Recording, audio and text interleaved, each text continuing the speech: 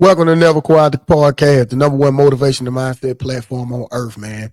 On this platform, we like to educate and inform those through positive values and viewpoints. This is pure, unjust information. And within all of its formality, there's no right or wrong way to how one may identify. If it's for us, then it must include us. Welcome to Never Quiet the Podcast. I'm your host, man, Morris out of this world, man. Thank you for joining me on another segment of this podcast. Whether you find me via Facebook, via Instagram, Never Quiet the Podcast, or via YouTube, Never Quiet the Podcast, man. I'm Mars out of this world, and I cannot be here without you guys. So for that, I want to thank you guys first and foremost.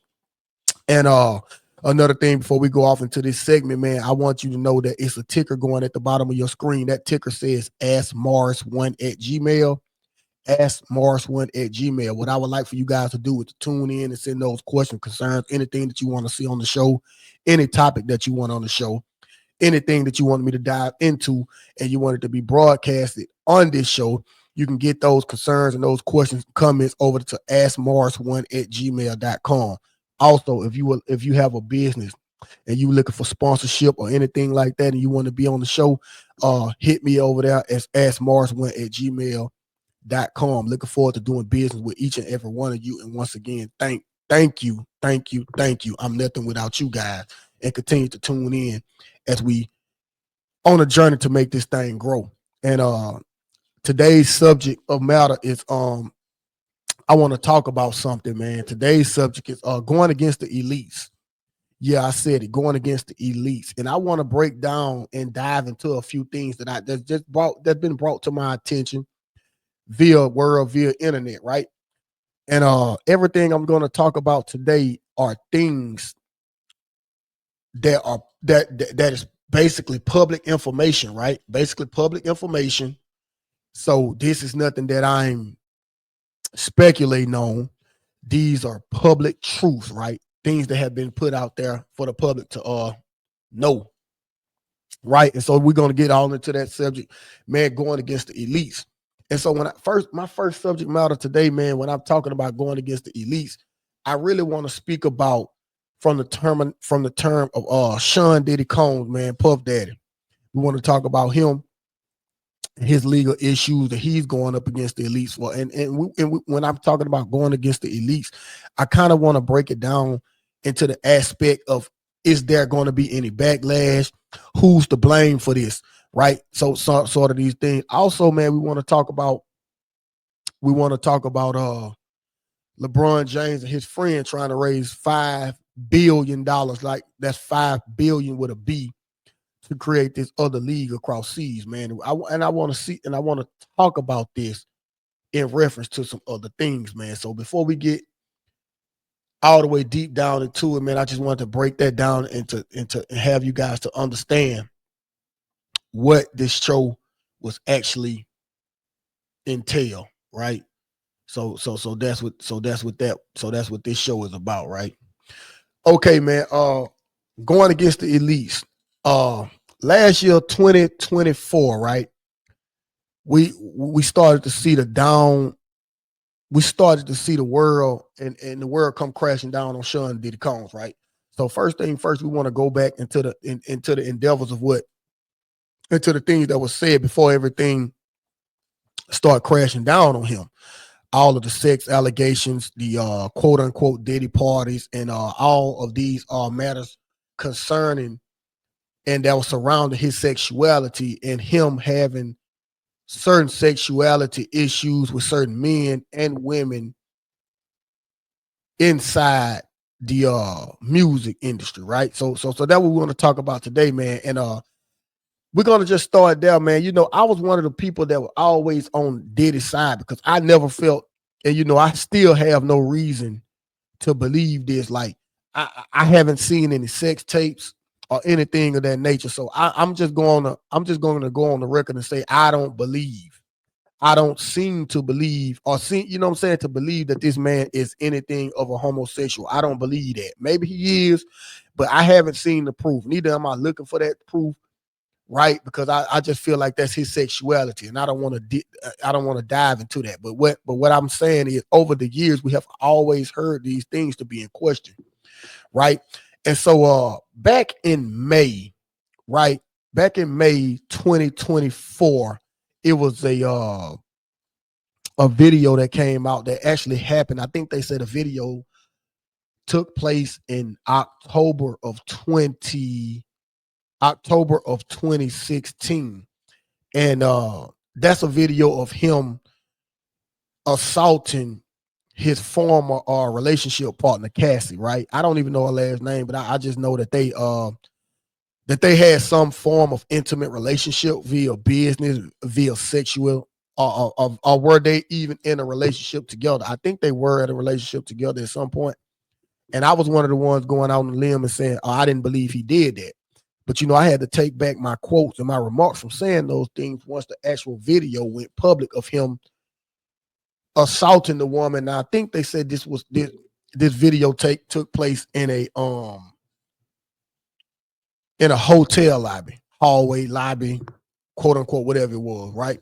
So I went on out and I say, oh man, he did it, right? Because one thing about, man, I'm the type of person, man, and I like to have a platform where we operate in a realm of absolute and not speculation. So that's the reason why I was going out saying that, nah, I don't believe this guy doing this. Like, this guy's so ultra successful, and I want to be one of the ones that goes out and think that people can just be who they are without being painted to be monsters. So that's another reason why I was on board for trying to, I don't think I was trying to protect him because I don't know him to be to have any kind of protection, right? But I guess I was just on his side by him being a black man and reaching the heights of success that he's reached and achieved. I didn't want to believe that he was a monster in becoming what he became and achieved what he achieved.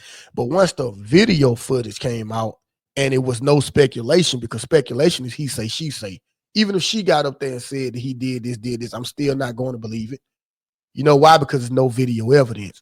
I know that people that have their own mind and people that have their own mind are accustomed to saying things that isn't true, whether it's from a sympathetic standpoint or whether it's just want to tear somebody else down.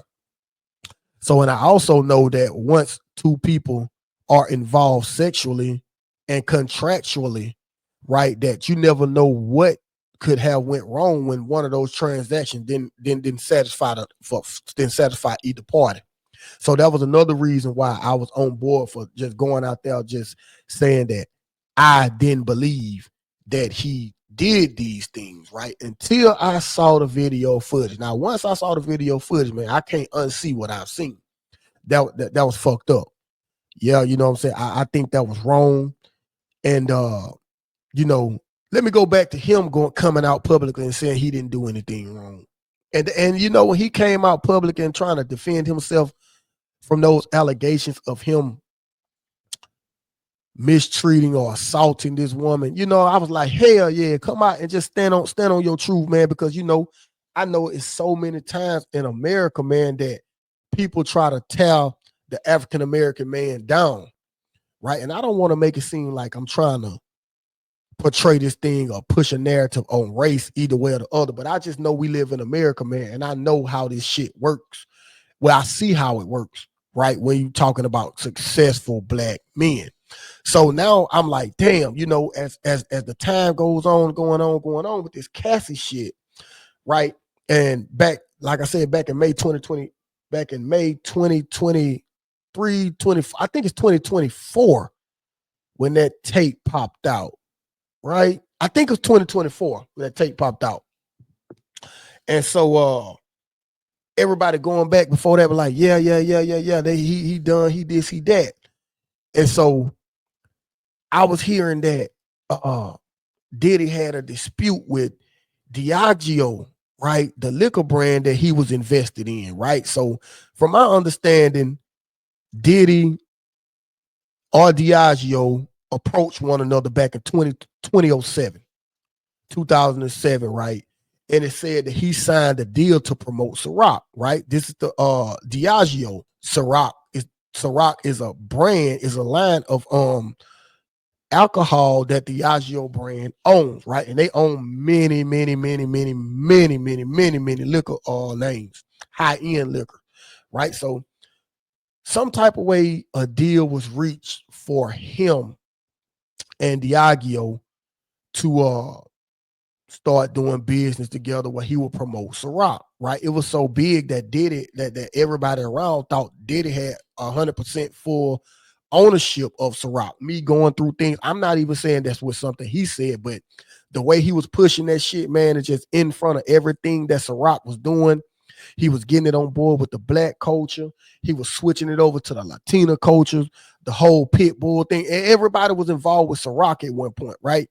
The whole Rick Ross thing, you know what I'm saying? And even Jay-Z came out one day and said, I could never buy some Belvedere when Puff got Ciroc, right? So this is the time where everybody, when Puff had this big movement with Ciroc, right? And everybody, and this shit was growing, and this shit was just spilling over everywhere, right? And it actually, in my book, because at that time my drink of choice was Grey Goose. I was a Grey Goose drinker. I actually stopped drinking Grey Goose in favor of Ciroc because I liked it the way it was being branded. I liked it the way it was being marketed. And not only that, I was also inclined and intrigued that a black man had something like it was one of us. And I just felt like, man, fuck that Grey Goose shit. I ain't fucking with that shit no more. I'm fucking with straight Ciroc. And even then, you know what I'm saying? When I started rocking with the Ciroc, the blue, they came out with the red berry.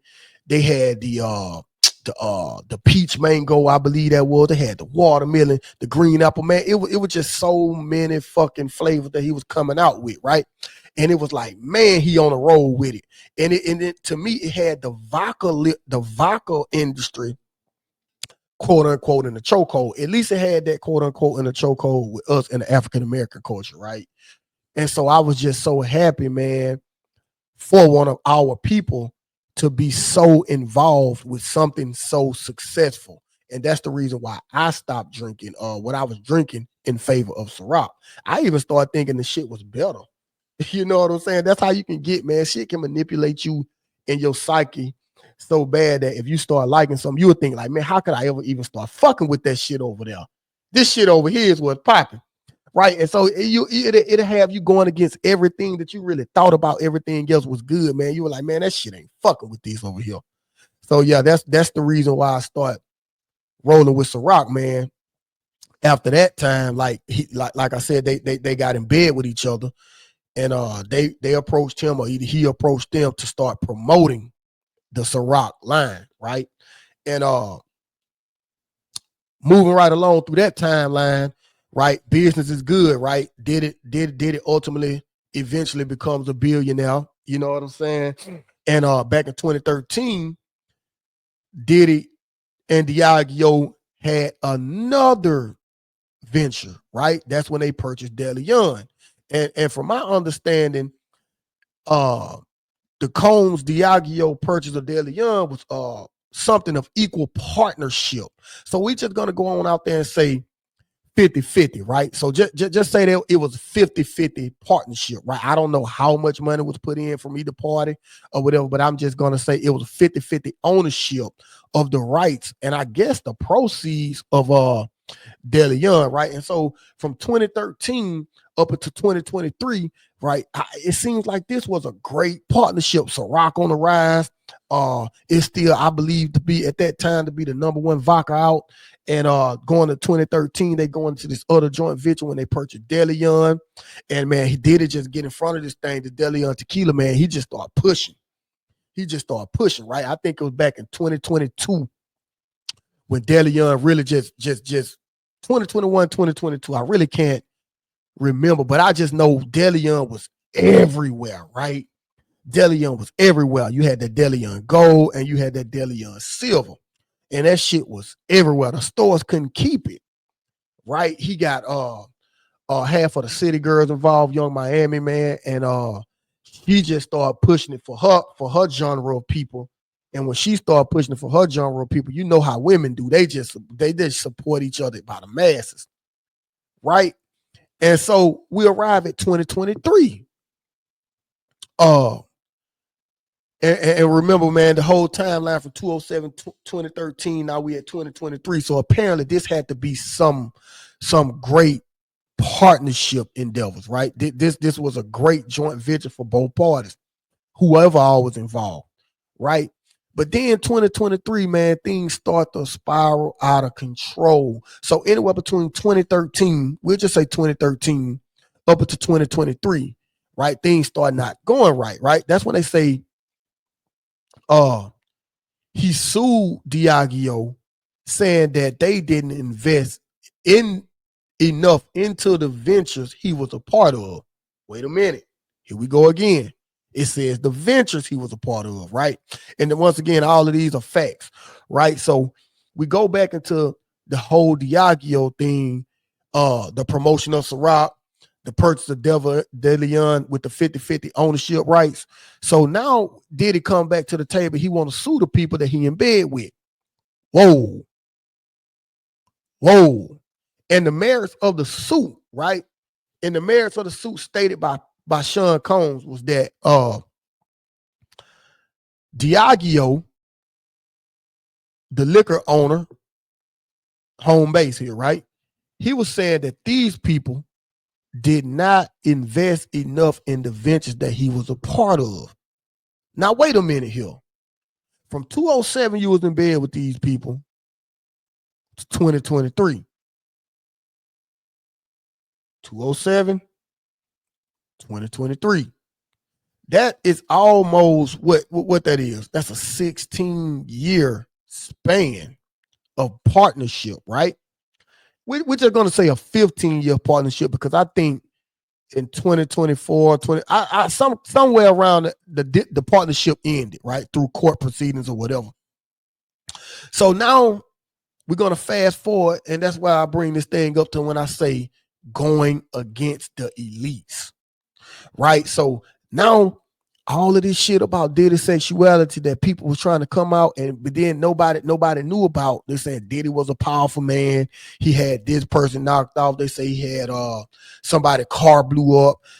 It even was statements that he had his ex-wife, his kid's mother. We're just gonna say that his kid's mother killed. And I think her name was Kim Porter, right? So they even said Diddy had his twins' mother killed. We don't know that. We know that Kim wrote a book. I hadn't seen the book. Some people say the book that's out, she didn't wrote. So I don't know any merits of that. So I haven't gotten deep into that, but I want to read it just to bring the facts of what we have to the podcast and we can elaborate it, right? Because this is a safe place and we want to elaborate on these type of things. But now, going back into the fact that we're dealing with the Diddy parties, we're dealing with people questioning his sexuality, we're dealing with all of these type of things and all this shit that these people were basically saying that he was fucking over them doing.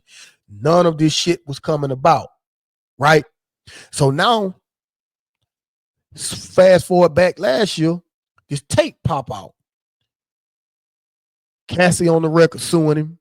He settled her. I think they say he settled for 20. Some people say 24 million. Some people say 30 million. Now the gates of hell pop open. And some people saying, because I was one of the ones that I was like, well, I think that everything that's happening to him at this point came from that Cassie shit.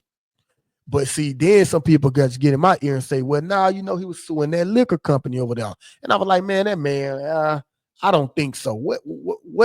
What position these people are playing for him to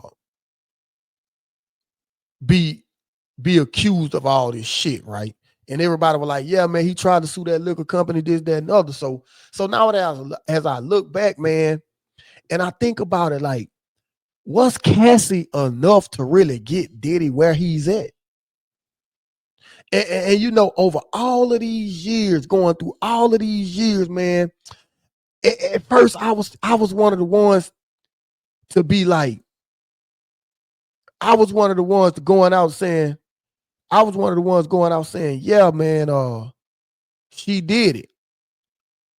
But now that I really look back at this shit, man, I don't really think she got enough mantra. I don't think she got enough to really get Diddy where he at. I really don't. Even with the money that they settled for, right? I don't think she got enough. And so now it's like, damn, when he was going against this powerful figure, right? This formative figure, was that the reason all of this backlash come about? Right? The Cassie shit, the Diddy parties, all of this shit, because it even was a story that came out and said he even paid $50K for the footage. He paid $50K for the footage. So you mean to tell me this man on this particular date that the footage was shot by the hotel camera system, right? You mean to tell me that he paid $50K for this tape? Fast forward, he in bed with all of these people. Diageo, Ciroc, DeLeon. Now all these sexual allegations start to come about. They raid his home and they doing all of this. So that led me to think about this question, man. Is there really a group of elites that's really running this world? Because I was one of them people that always thought that nah, I don't believe that. Because like once you go to putting shit out there, like you can just, it'd be so many rabbit holes and conspiracy theories, man, out there. And I was just one of the ones that didn't feel as if that it was a such thing as the elites out there controlling and running shit. I was one of the ones out there that was saying, nah, that shit ain't possible. I was one of the ones out there saying, hell nah. So now that I look back at it, man, and you get Diddy being sued by this woman, Homeland Security, federal agents rush his house, get all of this sexual contraband, all of these tapes, all of this evidence, right? Quote unquote, what they call it, allegedly paraphernalia for the case. We're just gonna say that paraphernalia for the case, right? So that led me to go to thinking, man, is Diddy demise, is the demise of Diddy the fallout of him going against the elites? Or is the demise of Diddy just something that he's been facing that he just couldn't escape this time? And Cassie was the whistleblower to bring everything to the forefront. And see, I'm one of the ones that believe that, you know, by Cassie being a black woman, I just feel as if, man, you know, ever since we had Michelle Obama, Barack Obama in the presidency, right? She was the first lady. I just feel like when she came out with that Me Too movement, things like being accusing men of such things, whether they did it or not, you know what I'm saying? It just came like it just started spreading like wildfire. I'm not one of the ones here to sit up here and say it's okay to do something to a woman. Now I feel like you're supposed to be punished. I feel like you're supposed to get what you got coming to you as far as karma, right? Right. Like I said, at first I was one of the ones that said, nah, I don't believe this guy doing this. But once again, this Never Quiet the Podcast, man. We like to operate in an area of absolute and not speculation. So once again, man, once the actual video popped out, I couldn't be like, nah. I couldn't sit back and act like I didn't see it anymore because I got daughters, right? And I don't want anyone doing that to my daughter. You know what I'm saying? You know what I'm saying? So a lot of people might want to jump up and say, well, what she did, this, that, and the other. And you know, I understand that sometimes when you in a relationship with people, friendship, relationship, whatever it is, work partnership, sometimes, man, things and people will provoke you to do things that you really don't want to do. And I get that. And I'm not sitting up here saying anyone should be a perfect person. I'm not sitting up here saying that I'm a perfect person, right? But I just feel like, you know, what makes that saying valid and invalid to me is the level of extreme that you go to, right? And when he's got this woman on the ground kicking her and doing all of that, I just look at that as a level of extreme that no matter what she did to provoke you, I just think you went too far, right? So yeah, I don't think no one deserved that, let alone a female.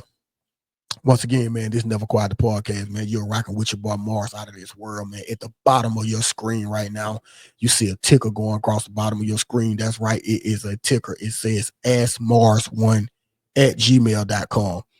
askmars1@gmail.com. And what we're trying to do, we're trying to come up with a new show where you guys come on and send questions, comments, concerns about anything that's going on in the world, anything that's going on in your life that you want to converse about, right? So that's the way you can get in touch with the show. If you got any topics, any situations, anything concerning that you want to get it out there and you want to be publicized on Never Quiet the Podcast, that is the way to do it.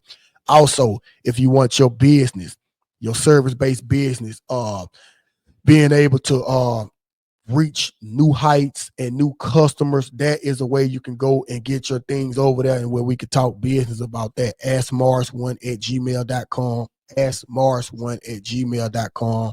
I would love for you guys' participation. Can't do this without you guys, man. Stay tuned for something great, man. And back on topic here.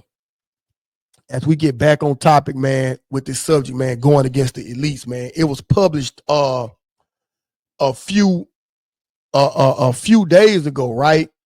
That LeBron James, hold on, let me get to my notes right here. Hold on. Okay. The headline says a group of investors advised by LeBron James' business partner Maverick Carter is looking to raise $5 billion. That's right, $5 billion with a B, to form an international basketball league that would rival the NBA. I'm going to read that last part again. Is looking to raise $5 billion to form an international basketball league that would rival the NBA. Here we go. Here we fucking go. Okay. Okay. Right. Here we go, man. LeBron James, man. We know LeBron James out of Akron, Ohio, came into the league 20, 21 years ago, right? At age 18. Been dominating since, you know what I'm saying? Quote unquote, my GOAT, right? I just don't see, quote unquote, my GOAT, like I said. And here we are. Him and his friend Maverick Carter, right?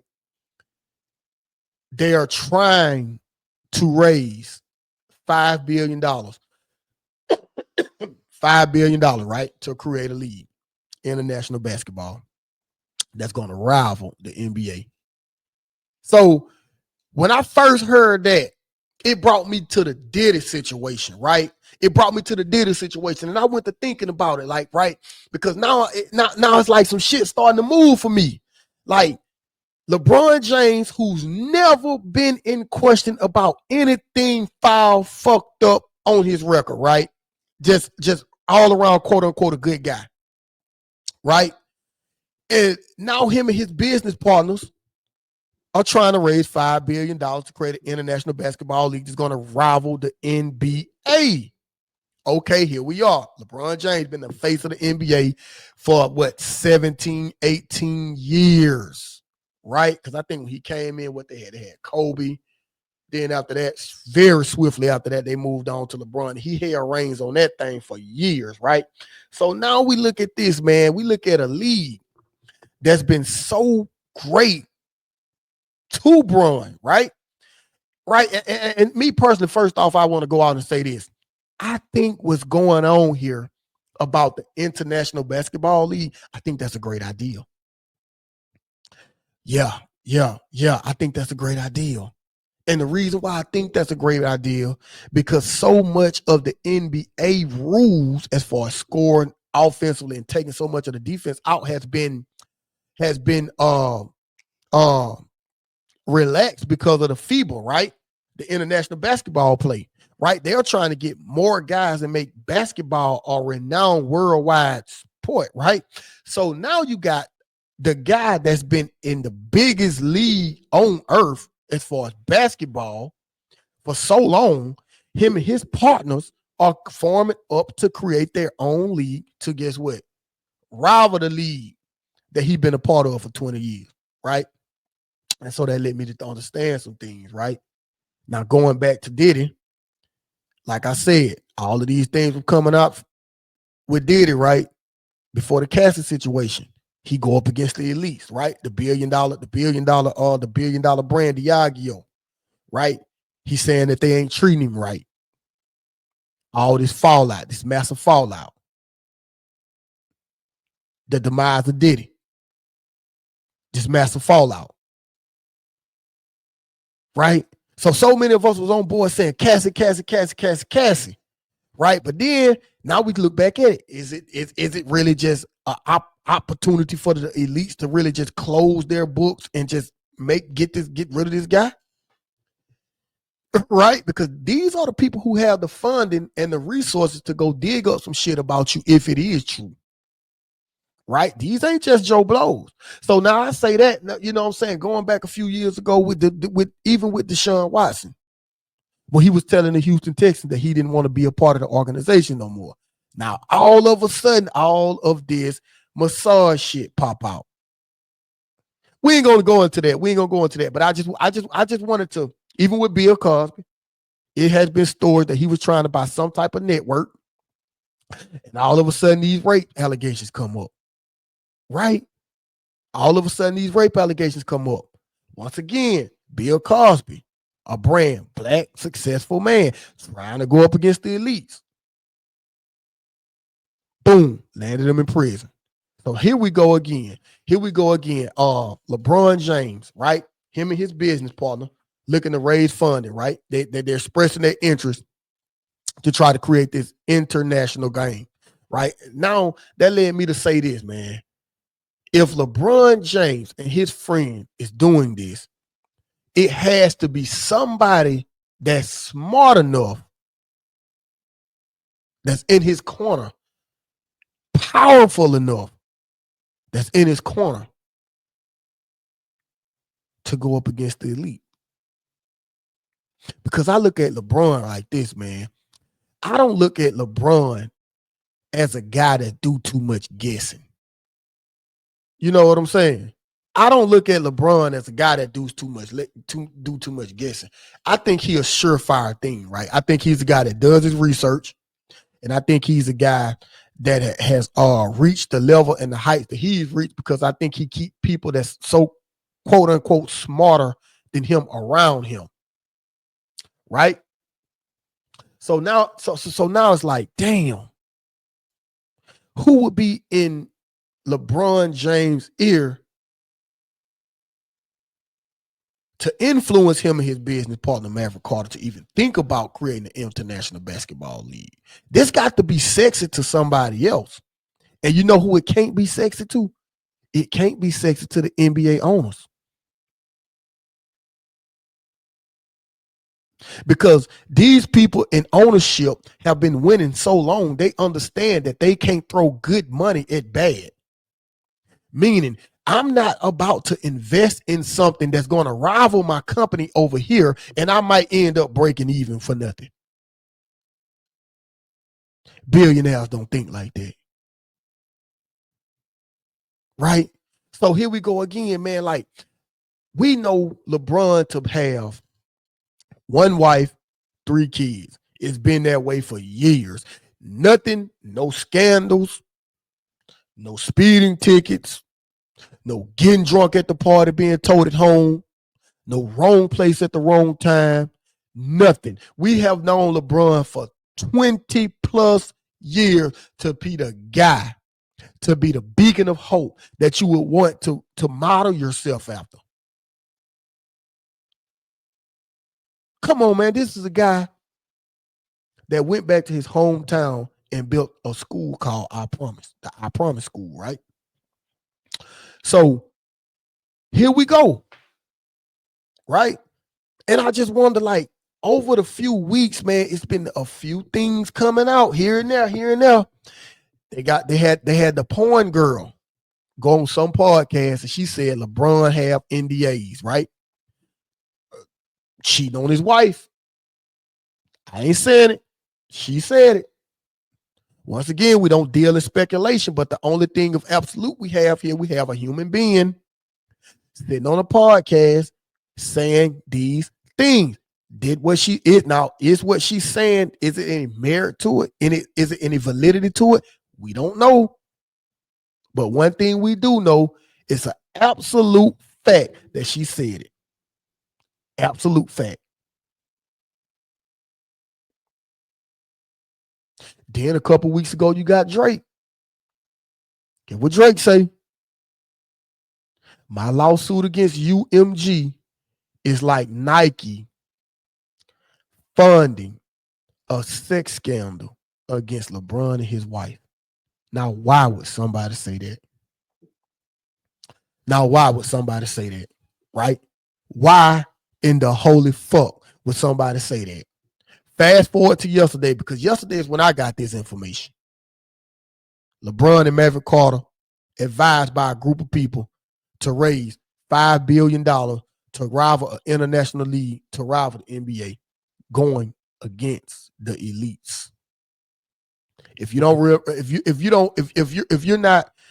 not understanding where I'm coming from, what I'm saying is things just don't pop out just to pop out. It has to be planning, preparation, right? And you have to have pertinent information to get these things, right? So if this pop out on blogs, you have to know the NBA and the NBA's ownership know about these things, right?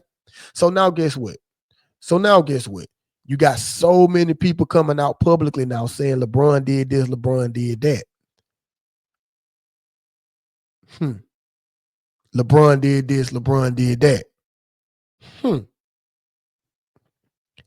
Are the elites planning the demise of LeBron?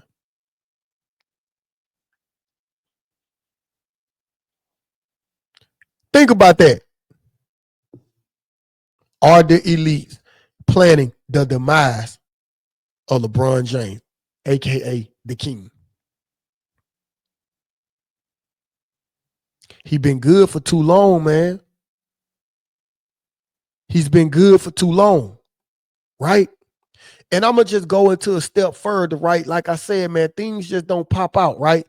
Things have to be planned and strategized, right? So now that these things have been set in place, and it has to be a real thing, it has to be. This is not nothing that the NBA ownership can just sit there and flick off their shoulder. Why? Because they probably dealing with the biggest superstar to ever come through the game, depending on who you're talking to. Here's a guy that they say is a guy who came in the league at age 18 and has the highest basketball IQ that anyone has ever seen. It's saying it's like the other team is playing 6 people on the floor because this guy's that smart. His basketball awareness is that smart. This guy been good for too long. And now you mean to tell us this good guy, this quote unquote guy, going to go out and create an international league that's going to rival us? What can we do to stop him? What can we do? Well, society has always told us, man, if you want to destroy somebody, you destroy them from within. You make the people around this guy that love him go against him. What's the perfect way to make this guy do this? To make the people that love this guy do this? Turn this guy against his family. Make this guy seem as if he as bad as possibly can. Right? And I'm not saying this is, I'm not sitting up here saying that this is true as far as what he's doing about with the wife, the cheating allegations. I'm not saying that. I'm a big Bron fan. I love him. I love his family. I just love everything about the James gang. Right. I want to go on record and say I am a James gang fan. But I also know that sometimes right now in this day's age, man, when you poke the bell, people don't play fair. People don't play fair. Now going back into the level of what I was saying about when I was saying about LeBron James, man, and I feel as if he's just a guy of absolute. Like I don't think he's just a guy that's just reaching out, just pulling shit out the ass, just going with it. Okay, here's a list of things that LeBron is in, right? LeBron is a part of Fenway Sports Group. Him and Maverick Carter is a part of Fenway Sports Group. Right? Remember I said he had to have somebody of absolute in his ear telling him what to do, right? Remember I said that 2 or 3 minutes ago. Remember I said that? He can't talk to the NBA or forming a team that's going against him. He can't do it. It makes absolutely no sense. So who is he going to talk to? I just said he's a part of Fenway Sports Group, FSG, which owns Boston Red Sox, Pittsburgh Penguins, Liverpool FC. Hmm. Hmm. Hmm. In the bio, it says, guess what? Ownership in Fenway Sports Group. James is a minority owner of FSG, along with his business partner, Maverick Carter. Maverick Carter going to be big here. James and Carter were the first two black owners in FSG, right? Fenway Sports Group, right? And it goes to say they owns the Boston Red Sox, which is valued at over $3 billion, right? They also own Liverpool FC, which James was given a small stake in after supporting the team. So here we go, right? Now here you is, James, Maverick Carter. You guys in bed with this billionaire group, right? You a part of the league. You and Maverick Carter got another media company called the Spring Hill Company, which y'all formed in 2020, right? And I think it should be, I think it should be mentioned that the Spring Hill Company, the Spring Hill Media Company, right? That LeBron and Maverick Carter, it says that company has never turned a profit. Once again, these are the facts. I don't know if they watching the books. I hope they are watching the books. You know what I'm saying? The rich watch the books. Why not? You know what I'm saying? But that's what this says, right? So we're going back into forming this team, right? Are we about to start seeing the demise of LeBron?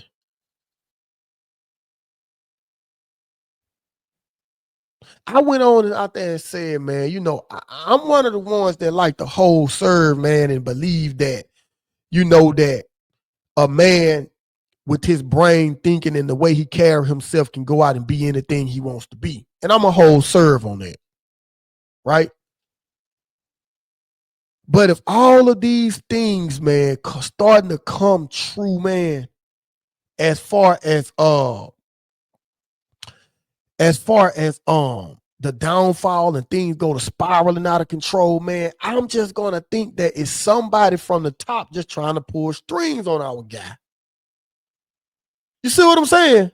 I'm just gonna think somebody is starting to pull strings on our guy. If we starting to hear all of this bad, quote unquote, unhealthy shit that he's done after he's been 20 years clean, 20 years of doing nothing but good, 20 years of dominating the NBA. Now all of a sudden, him and his business partner want to go out and create an international basketball team that's gonna be a force to be reckoned with and rival the NBA, right? So that means they're gonna be able to get feeble players, right? Think about those guys that's not going to have to leave from over there in their areas and just play high-level basketball over there, right? Think about the Victor Wembanyama's, the Luka Doncic's, right?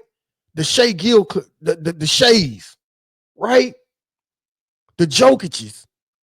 Think about all these players that the NBA, the Greek freaks. See, a small-minded motherfucker might say, oh, that's a good thing, but it don't mean nothing. Right? And when I say don't mean nothing, like, yeah, that's a good thing. It's going to be successful. But I beg to differ. Like, do I think it's going to be successful? Yeah. Yeah. But this shit going to be like A1, AB, man, Samsung versus Apple. It's going to be some stealing. It's going to be some copyright infringement. It's going to be a whole lot of lawsuits come behind this.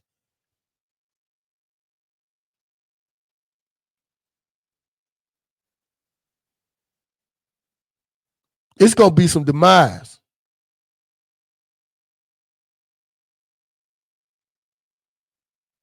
And you know what else is going to come behind this? It's going to be a lot of defamation of character. This finna be a boat, man, that I don't even think. This finna be a ship, man, that I don't even think that's going to be able to ride off into the sunset smoothly. Because I think people are going to hate him. I think people are going to point fingers at him. And I'm just so glad that he's so successful at everything he's doing, man, because I want to see his boys in the league playing, right? I just think now that, You think that the league tried to fuck over Big Baller Brand and LeVar Ball and his sons, man. I just think that if this league just comes to fruition, although if it does come to fruition, LeBron is on the tail end of his career. I just feel like it's going to be so much shit that's come out and just try to defame this man character. This is going to be something that I have to really, really pay attention to. Really. And on that note, man, we're going to leave it at that. And this is just part one of going against the elites. And we, as time go on and as new information comes out and as things start to unspiral, we'll revisit this conversation. This has been part one of going against the elite. I'm your boy Mars, man. Never Quiet the Podcast. Thank you for joining me. Everybody be blessed. Stay elevated. I'm out of here.